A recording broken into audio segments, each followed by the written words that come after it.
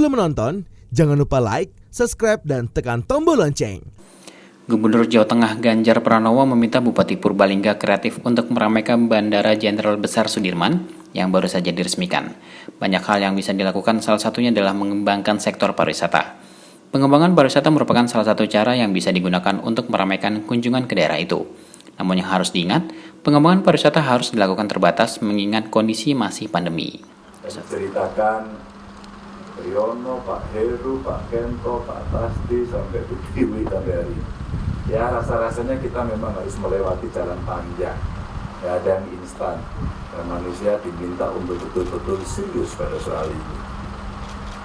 Pada saat itulah kemudian saya punya PR.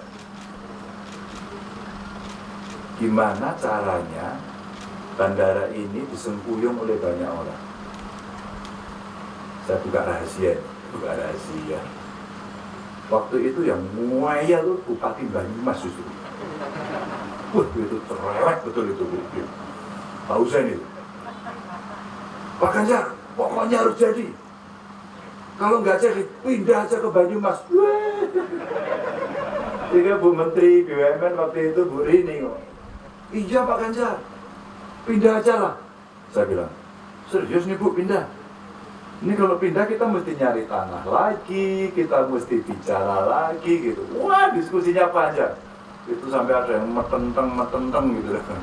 Itu uratnya sampai merengkel gitu. Gitu Pak dulu ceritanya. Ini saya buka cerita dari sejarah panjang bagaimana ini lahir dan hari ini bisa didarati.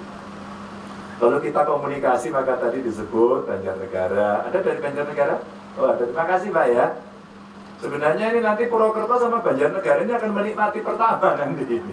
Jika Banjarnegara akan bisa tumbuh, dulu kita hitung sampai ke Dieng ya Pak ya. Terus kalau Purwokerto kan memang sudah jadi nuansanya kota ya Pak ya. Sehingga nanti akan cepat. Maka kenapa bupatinya ngebet gitu. Itu karena orang Purwokerto itu banyak ya bolak-balik. Ya itu yang kemudian terjadi. Lalu kita ajak ke Bumen, ajak ke Malang, bahkan Cilacap juga kita ajak waktu itu. Paket-paket wisata bisa dibuat di daerah Purbalingga. Misalnya siapa yang mau maraton, bersepeda, atau arung jeram. Pengembangan paket-paket wisata itu diyakininya bisa menarik minat pengunjung. Ganjar berharap Bupati Purbalingga dan Bupati-Bupati di sekitar Purbalingga bisa berkoordinasi dan bekerja sama. Sementara itu Bupati Purbalingga Diah Hayuning Pratiwi mengatakan, Bandara Jenderal Besar Sudirman merupakan harapan masyarakat Purbalingga sejak lama. Sejak belasan tahun, warga menantikan bandara ini beroperasi. Tiwi berharap ke depan tak hanya pesawat jenis ATR-72 yang mendarat di bandara itu, namun nantinya pesawat besar seperti Boeing juga bisa mendarat di sana. Pemerintah menerapkan kebijakan teknologi netral dalam implementasi layanan seluler generasi kelima atau 5G. Menteri Komunikasi dan Informatika Johnny G. Plate mengharapkan pilihan tersebut mendukung penyelenggara layanan telekomunikasi seluler untuk mengembangkan ekosistem teknologi. Menteri Johnny menyatakan pemerintah dan operator seluler tidak terikat dengan jenis teknologi tertentu sehingga memiliki kesempatan untuk memenuhi teknologi netral yang cocok dengan pertimbangan bisnis dan keadaan. Pemerintah telah menetapkan pilihan teknologi 5G adalah teknologi netral. Karenanya sangat tergantung kepada pilihan operator seluler untuk memanfaatkan pilihan teknologi. Kita tidak terikat dengan jenis tertentu teknologi, tapi diberikan kesempatan untuk memilih teknologi netral yang cocok dengan pertimbangan bisnis dan keadaan kita. Untuk itu tentu saya berharap ya operator seluler memilih teknologi terapannya, teknologi baru di generasi kelima, the fifth generation telekomunikasi yang tepat agar efisien baik di infrastruktur maupun di operasionalnya.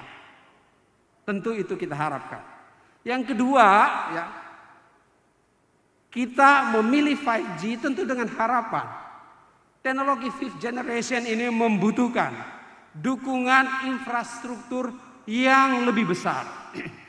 Secara khusus ya microcell untuk BTS dan transmitternya.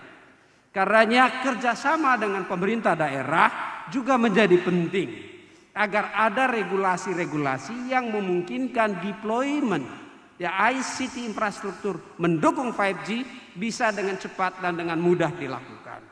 Misalnya microcell bisa dipasang tidak saja melalui menara-menara, tetapi juga di atas gedung-gedung, juga di tiang-tiang listrik, bahkan di lampu-lampu lalu lintas. Nah, namun perlu satu regulasi agar apa? Agar deployment ICT infrastruktur tidak menjadi tumpang tindih dan sudah berada di dalam rencana dan tata kota yang baik, sehingga kenyamanan, keasrian kota tetap terjaga, tetapi ya 5G dan 4G bisa berkembang. Menurut Menkominfo, pemilihan teknologi 5G akan membutuhkan dukungan infrastruktur yang lebih besar. Menteri Joni menyontohkan, pemilihan microcell untuk base transceiver station dan transmitter akan membutuhkan ruang deployment yang memadai. Guna menjaga kenyamanan dan kearsiran kota, Menteri Joni menegaskan kebutuhan regulasi agar pembangunan infrastruktur TIK tidak tumpang tindih. Menurut Menkominfo, pembangunan infrastruktur TIK juga harus didukung di sisi hilir dengan pemanfaatan teknologi digital yang begitu berkembang untuk kepentingan masyarakat dari berbagai aspek ekonomi digital termasuk e-commerce. Oleh karena itu, Menteri Joni memastikan bahwa digital ekonomi, digital culture, digital society, dan digital government, serta berbagai ekosistem digital lainnya harus dikuasai dalam negeri. Dalam kesempatan tersebut, Menkominfo mengingatkan arahan Presiden Joko Widodo dalam peringatan Hari Lahir Pancasila 1 Juni 2021, terutama yang berkaitan dengan dampak pembangunan infrastruktur teknologi 5G. Secara spesifik, Menteri Joni menyatakan, Presiden juga mengingatkan mengenai teknologi 5G yang kecepatannya mencapai 20-100 kali itu, jangan sampai di hilirnya mengganggu.